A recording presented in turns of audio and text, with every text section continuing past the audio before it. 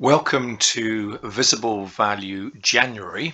This is an opportunity for me to show you how to complete the pre-work, which will take you through the entire month of January.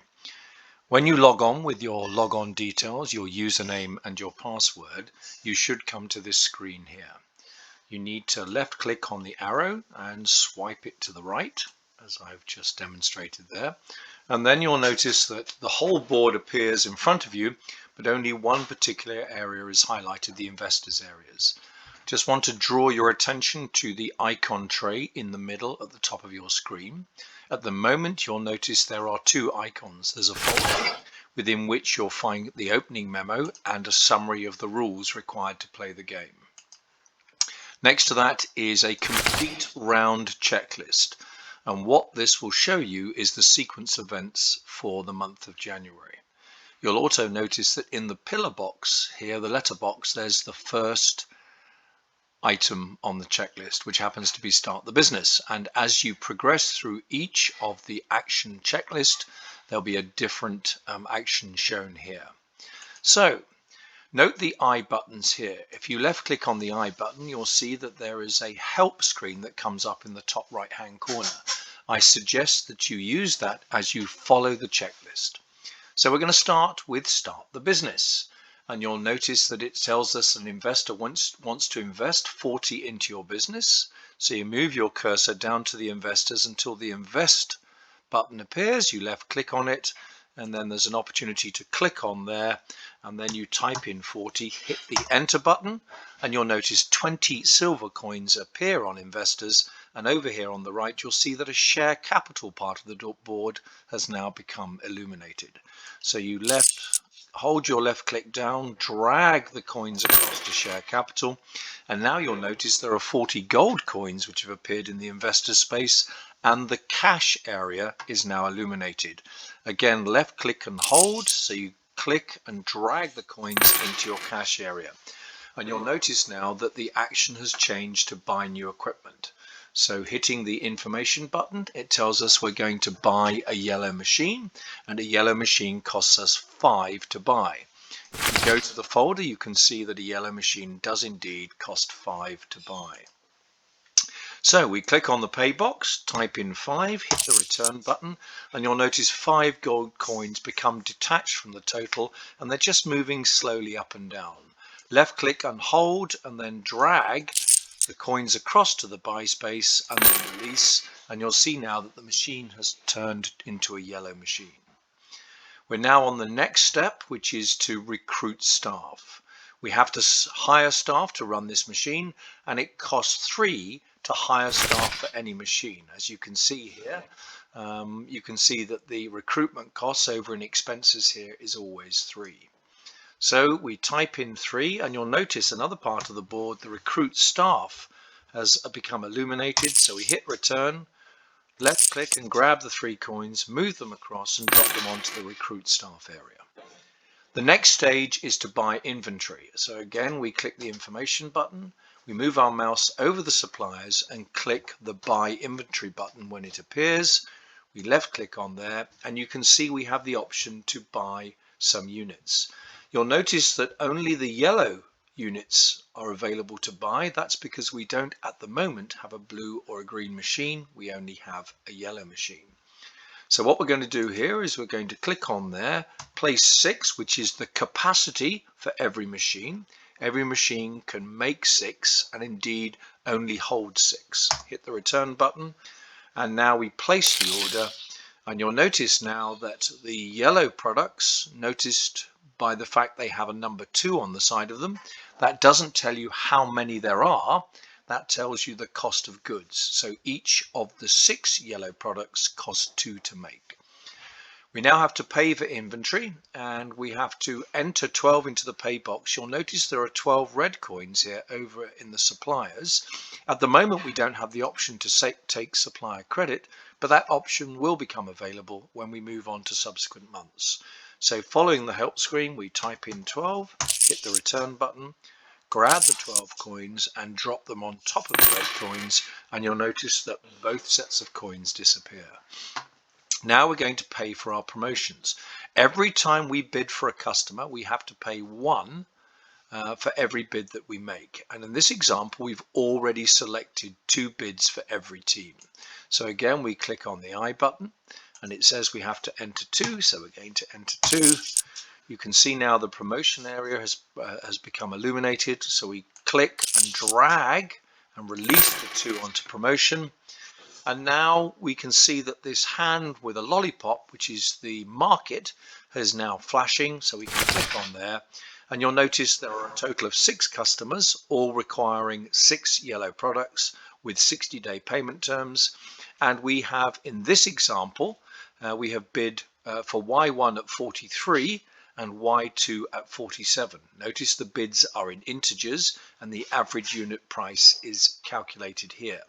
Whenever we enter a bid, we are bidding for the entirety of the order, not per product, but for all 6 products in this case. So now we close that, and now we hit the end phase button, but let's hit the information button, and it tells you exactly what should happen. So you left click here, confirm the end of phase, and now it tells us you've reached the market for January. Now normally we would run the market, but because this is pre-work, the market will run automatically in the background. So as you did at the beginning, you swipe to the right, and now you'll notice the make deliveries part of the action checklist has now appeared. And you'll notice there's a flashing delivery truck which tells you that we have won some business. So we left click on here. I'll just hit the I button to tell us exactly what to do. Yes, we won customer Y1 who wanted a quantity of 6. We offered a price of 43. To calculate the cost of goods sold, we can see that there are 6 of them. They each cost 2 to make, so 6 times 2 is 12. So we put 12 in there, and we can see the green tick to confirm that is indeed the correct cost of goods. Now we have to calculate the gross profit. Gross profit is our sales revenue, 43, minus our cost of goods sold, which is 12. The cost of goods sold are in fact variable costs. 43 minus 12 gives us a profit of 31. We hit the enter button and that is now confirmed. You can see the 43 here, payment terms of 60 days. So we now click on the deliver button and we can see now that the money is in the customer area and the 60 days owed from customers has become illuminated on the board. So we hit the I button. So we drag the coins from customers and move it to 60 days. And now we move on to the pay rent command, and you'll notice the rent square on the board has now become illuminated. So again, we have to go to the pay box. This is the first of our cash expenses. Type in 4, grab the 4 coins, move it across and drop it onto rent. Here's a second one of our fixed costs now, which is our wages. And a yellow machine has wages of 4, a blue machine has wages of 5, and a green machine has wages of 6. Again, all of these are in the folder where the rules are. So what we're going to do now is pay our wages. So we type in a 4 here. And again, you'll notice the wages have become illuminated. Drag the 4, drop it onto the wages. And now the next fixed costs, which are admin costs. You'll notice admin costs are 4 for one machine. And if you buy another machine in subsequent rounds, you pay 1 extra for administrative cost. So if you have 1 machine, you pay 4. If you have 2 machines, you only pay 5. For 3 machines, it's 6. And for 4 machines, the most machines that you can have, it's a total of 7. So we go to the pay box, type in 4, enter 4, drag the 4 across to the admin part. So that's all of our cash expenses which have now been dealt with. Now we have to show depreciation on our new machine. Every machine depreciates every 3 months, and that depreciation takes place in the first month that it is bought. The depreciation for the yellow machine and the depreciation for the blue machine is 1, and you can see here the depreciation for the green machine is 2. So this is a yellow machine, so we move our mouse over to the top of the 5, which is the cost of the yellow machine. Left click on the depreciate button, it releases 1 coin. We drag that coin across and put it onto the depreciation. We've now completed all of our fixed costs, and you can see that the income statement, the current income statement icon is now flashing. So we left click on there. Now here's a tip for you. Always use your delivery record for the first 3 entries in your income statement. So the 43, which is the sales, goes in here. The cost of goods goes in here, and then the gross profit goes in here. And as you can see, they are the 3 figures which you can see here in the delivery record. When you have more than one delivery, there'll be a total, and it's the total which you enter into the income statement. Continuing to complete the income statement, we now use the board to help us recruit staff. We can see that there's 3 there. So we put 3, hit return. We go to promotion, we can see 2, so we put 2 in and hit return. Rent is 4, hit return. Staff wages are 4, it's a yellow machine, hit return. And finally, administration 4, hit return. We then add these 5 fixed costs up, and we get a total of 17. We then 31 minus 17 gives us an EBITDA, and you'll notice that EBITDA is earnings before interest, tax, depreciation and amortization, and that gives us a figure of 14. And now we have to take the depreciation into account. We depreciated our yellow machine by 1, and that gives us a net income for this month of 13. Now there were no retained earnings from last month, so we put a 0 in. 13 is this month, which means our retained earnings for January are this month. A quick point here, we don't pay any taxes and we don't ever pay any dividends when we play this game. But in the months of February, March and April, you will be paying taxes based on how much your net income is. That now tells me we have successfully completed the income statement, and the figure we need to notice is the 13 for retained earnings, because we're now going to have to make an adjustment, as indeed the action tells us here. We click the information button. I can close the income statement up, move my cursor to just where the retained earnings writing is, and adjust comes up. Click on there. 13 was our retained earnings, and you'll notice the retained earnings has now gone from nothing to 13 silver coins. And once you've completed that, the balance sheet comes up.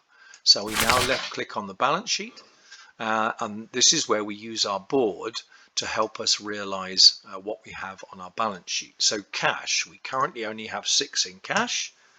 I can see the 6 cash here. Receivables due from customers. We can see we have 43 out here. Payment term of 30 days, so it's owed in 60 days.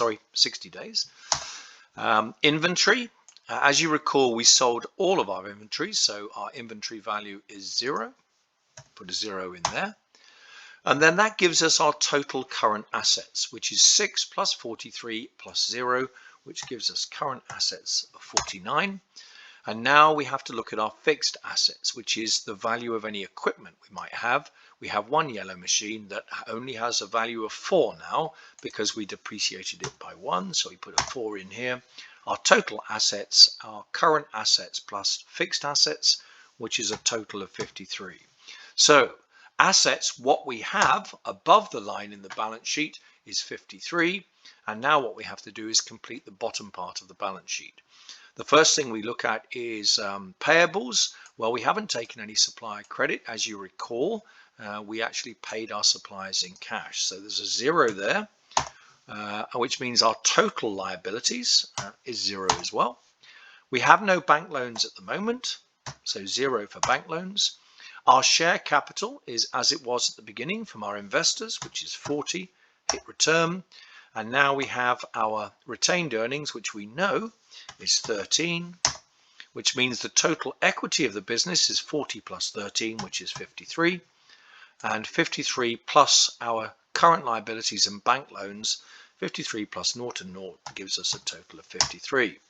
You'll notice now that 53 above the line and 53 below the line, which is where the money comes from, is now completely balanced. This tells us that we have now completed January. We can close the balance sheet up, hit the end phase button and confirm the end phase, and at that point we stop.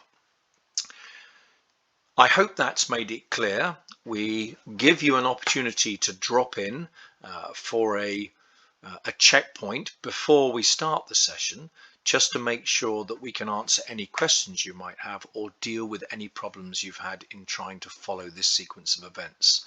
You've now completed the pre-work if you've been following along with me. Best of luck, and we look forward to playing the game with you. Thank you very much for your time.